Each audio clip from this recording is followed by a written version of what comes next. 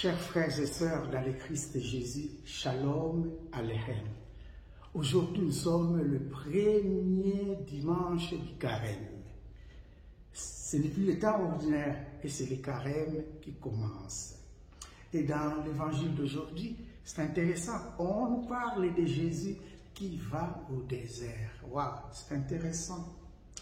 N'oublions pas, il y a quelques jours, si nous lisons l'évangile d'aujourd'hui selon Saint Luc, on comprend que Jésus venait d'être baptisé. Et quand il était baptisé, il y a une voix qui a parlé. Celui-ci est mon fils bien-aimé. Et on a l'impression que le diable était là en train d'écouter cette conversation. C'est mon fils bien-aimé. C'est comme si le diable disait, ah bon, celui-là est le fils bien-aimé du Père. Ok, moi aussi je vais entrer en jeu. C'est un peu comme ça.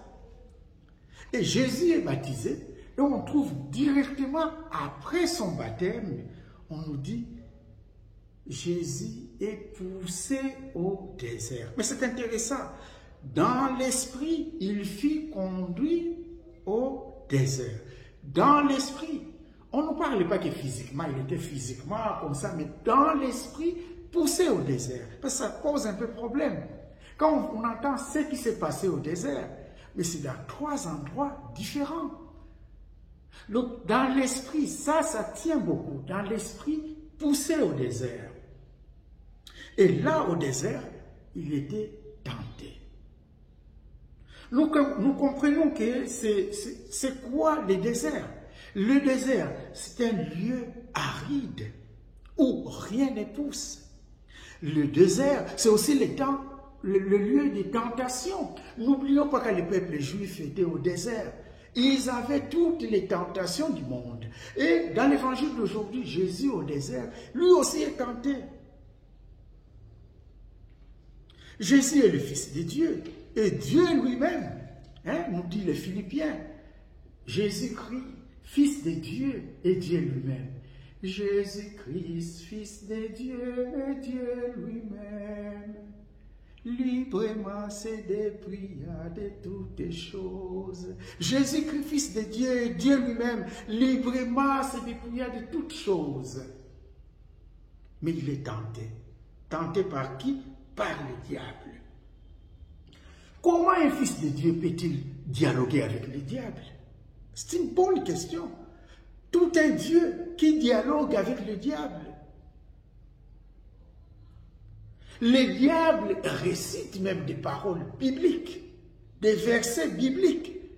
Et Jésus, qui est le Fils de Dieu, réplique aussi avec des versets bibliques. Donc le diable connaît la Bible. Et Jésus, oui, il réplique avec les versets bibliques. Chers frères et sœurs, nous vivons dans une époque où l'infiltration diabolique est même dans nos églises, dans nos lieux de culte. Les chrétiens vivent dans ce dualisme charnel et spirituel. Nous vivons dans ce dualisme-là. Et ce dualisme a toujours été notre réalité quotidienne. C'est ainsi, Saint Paul nous dira dans la 2e lecture, près de toi est la parole, et dans ta bouche et dans ton cœur. Pour nous chrétiens, nous combattons toutes ces tentations-là, toutes ces épreuves, toutes ces séductions du diable avec la parole de Dieu.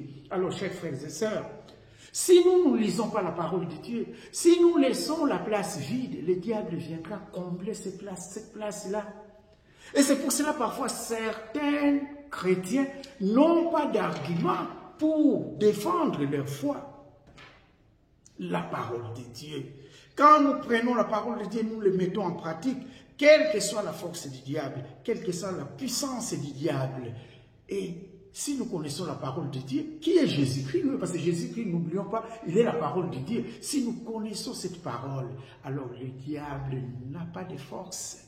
Le diable n'est que rien.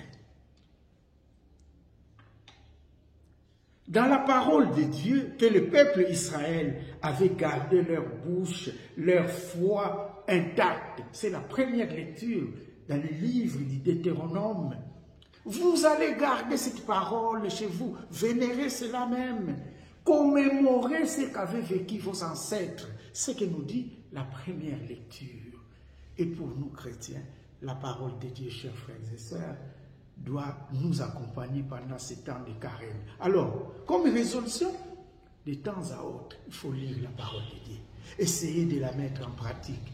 Essayez d'être des hommes et des femmes de prière. Et c'est ainsi que nous allons bien vivre notre carême et jusqu'à fêter la résurrection du Seigneur. Alors, chers frères et sœurs, c'est la première semaine de carême et je dirais bonne période de carême. Que le Seigneur lui-même, qui est Dieu, notre Sauveur, puisse nous aider à entrer en combat spirituel avec lui et jusqu'au jour de sa résurrection.